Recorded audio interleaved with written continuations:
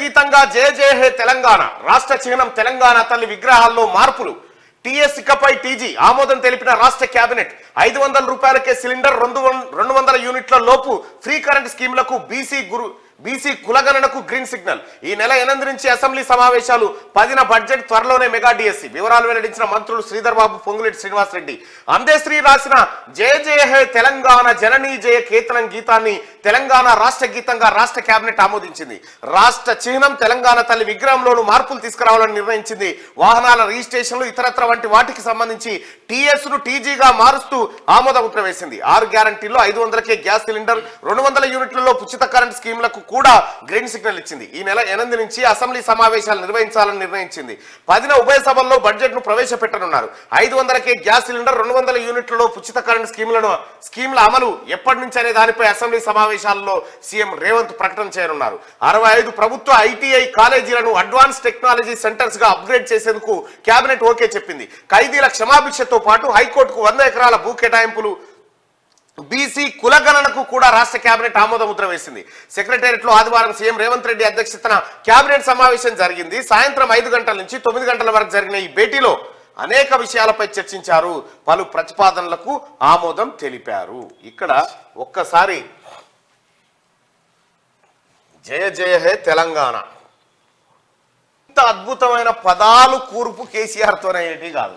నేను చెప్తున్నా కదా, కేసీఆర్ తపస్సు చేసినా రాదు ఇంత సాహిత్యము, ఇంత అద్భుతమైనటువంటి. ఇట్లా చెప్తాడు. ఇప్పుడు ఏది నల్లగొండ పాట నేనే రాసిన, చూడు చూడు నల్లగొండ గుండె నిండా ఫ్లోరైడ్ బండ నేనే రాసిన అని చెప్పే అప్పుడే అప్పుడు చూపించే నిప్పుల వాగులేదు చూపెట్టి. ఇంకా ఒక్క అబద్ధమా కేసీఆర్ తానా?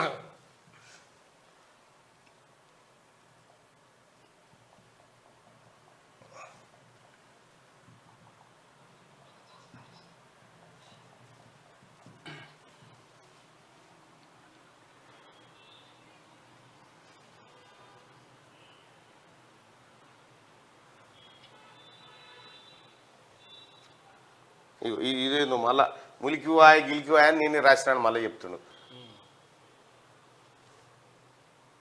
కేసీఆర్ కుట్రలు, అయ్యో రామరామ. ఈ రామక్కనే కేసీఆర్ కోపం వచ్చింది ఈసారి. రామక్క నడువు నడవే రామక్క అని పెట్టిండు. అయితే రామక్క అంటే ఏ పార్టీ చూసినా రామక్క అయితే ఎవరు కోటేస్తావు అంటే చెప్తున్నా ఆయన, నేను రామక్క కోటేస్తాను.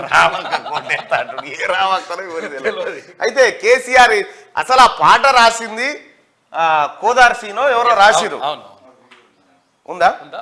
ఒక్కసారి చూడు నాయన, కేసీఆర్ లలిత కళలు ఎట్లుంటే ఒక్కసారి చూడుర్రి. అప్పుడే పుస్తకం వచ్చింది, అప్పుడే పుస్తకం అప్పుడే వచ్చింది. కేసీఆర్ అప్పుడే చెప్తుండు, చూడు చూడు నల్లాగొండ గుండె నిండా ఫ్లోరైడ్ బండ నేనే రాసిన అని చెప్పిండు. పంపినా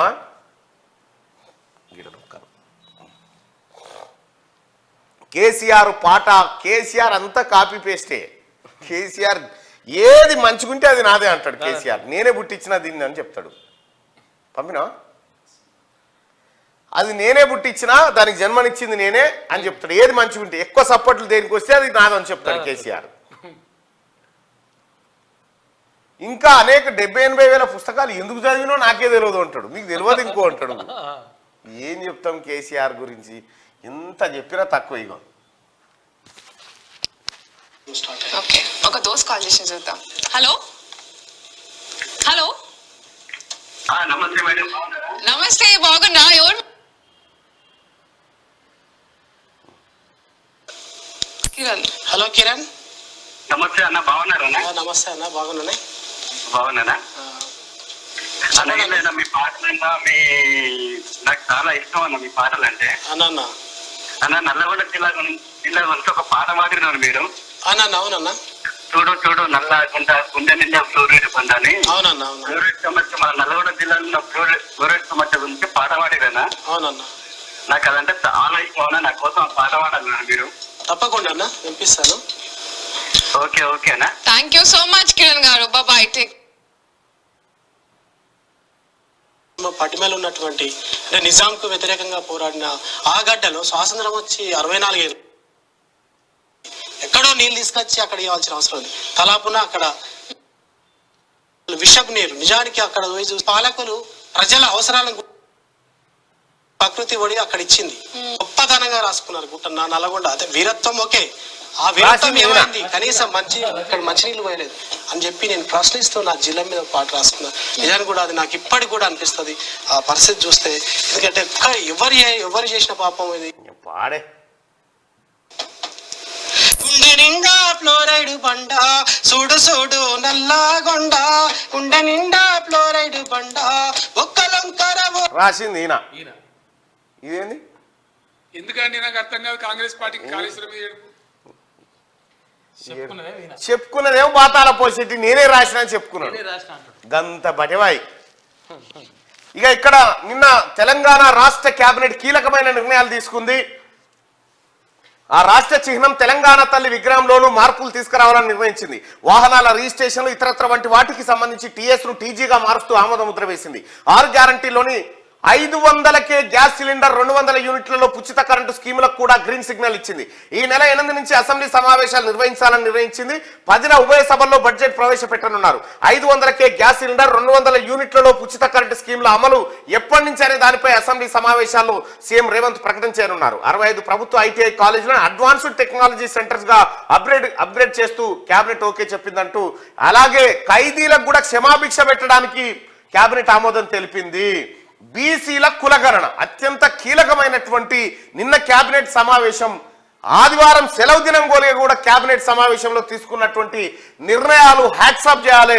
ఇవన్నీ ఇంప్లిమెంట్ అయితే తెలంగాణ రాష్ట్రం ఆత్మగౌరవమే. కేసీఆర్ ను గద్దె దించింది. కేసీఆర్ అహంకారానికి తెలంగాణ ఆత్మగౌరవానికి మధ్య జరిగిన పోరాటం, మొన్న జరిగిన ఎన్నికలు ఉత్త పోరాటం కాదు. ఇవాళ ఆత్మగౌరవాన్ని ప్రతిబింబించే అంశాలన్నీ తెర మీదకి వస్తున్నాయి. నా టీజీని తీసేసి తెలంగాణను తీసేసి టీఎస్ఆ ఇది తీసేసింది. ఇప్పుడు గౌరవ ముఖ్యమంత్రి రేవంత్ రెడ్డి గారు టీఎస్ ను టీజీగా మారుస్తా ఉన్నాడు. జయ జయ హే తెలంగాణ గీతాన్ని తీసుకొస్తా ఉన్నాడు. రాష్ట్ర చిహ్నము తెలంగాణ తల్లి విగ్రహాల్లో కూడా మార్పులు రాబోతా ఉన్నాయి, చేర్పులు రాబోతా ఉన్నాయి. ఈ విగ్రహం ఇంకో గామె లెక్క ఉందట, అందుకని మార్చేస్తారు. ఆ విగ్రహం కల్వకుంట్ల కవిత లెక్క ఉంటది అని చెప్పి గతంలో కూడా చాలా వచ్చినాయి, ఆరోపణలు వచ్చినాయి. సో ఈ నేపథ్యంలో గవర్నమెంట్ తీసుకున్న నిర్ణయాలు నిజంగా హ్యాట్సప్గా. మెగా డిఎస్సి కోసం వివరాలు సేకరణ. వ్యవసాయ శాఖలో ఏఈఓ పోస్టుల ఖాళీగా ఉన్న చోట భర్తీ చేయాలని కేబినెట్ భేటీలో నిర్ణయించినట్టు మంత్రి శ్రీధర్ బాబు వెల్లడించారు. గ్రూప్ 1, 2, 3, గ్రూప్ 1, గ్రూప్ 2, గ్రూప్ 4 వంటి వాటిపై పూర్తి స్థాయిలో కసరత్తు కాలేదని, అయిన వెంటనే కేబినెట్ నిర్ణయం తీసుకుంటుందని చెప్పారు. మెగా డిఎస్సి కోసం వివరాలు సేకరిస్తున్నామని, ఎన్ని టీచర్ పోస్టుల భర్తీ అనే దానిపైన క్లారిటీ వస్తుందని తెలిపారు. బెటర్ అడ్మినిస్ట్రేషన్ ఎలా ఇవ్వాలనే దానిపై ఆలోచన చేస్తున్నామని, ఉద్యోగుల ప్రమోషన్ల పైన తగిన నిర్ణయాన్ని త్వరలోనే తీసుకుంటామన్నారు. ధరణి కమిటీ ఇచ్చే నివేదికను అసెంబ్లీలో చర్చిస్తామని ఆయన చెప్పారు. నిన్న కేబినెట్ తీసుకున్నటువంటి నిర్ణయాలు ఇవైతే